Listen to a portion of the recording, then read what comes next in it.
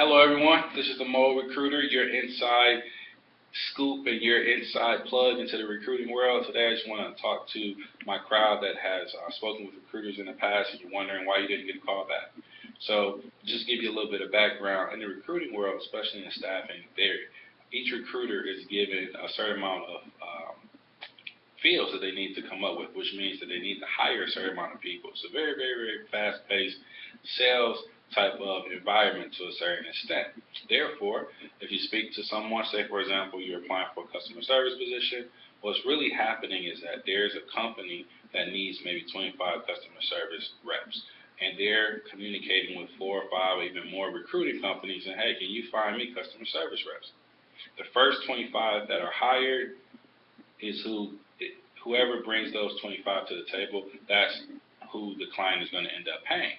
So if you're a recruiting company or staffing company and you can get all 25 hired, hey, you got all 25, the money for every one of those 25.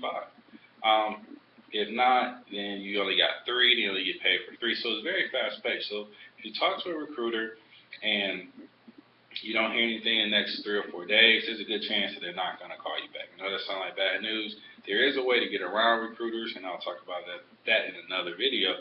So here's some advice I want to give you. First thing you want to do is make sure you know the job description. Do not start answering any questions that the recruiter is asking you until you have an understanding of the job description and what the prerequisites of the position is.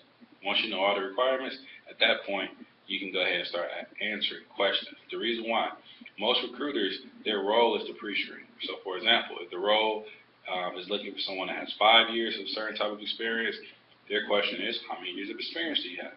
If you say you have 2.5 years, then you're probably not going to make it to the next round.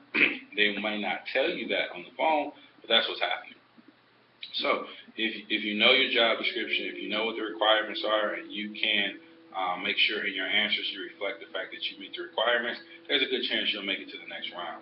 I'm not advocating for anyone to lie about your experience, but I can see in many instances where the candidate just does not get a chance to express the fact they meet the requirements, or the recruiter doesn't ask the question specific enough. So you just want to make sure you know it. And if they did catch you on the phone and you didn't have the job description with you or didn't know what it was, before you go into the full interview, you can just ask, hey, I just want to take a second and make sure, can you tell me what the requirements for this position is?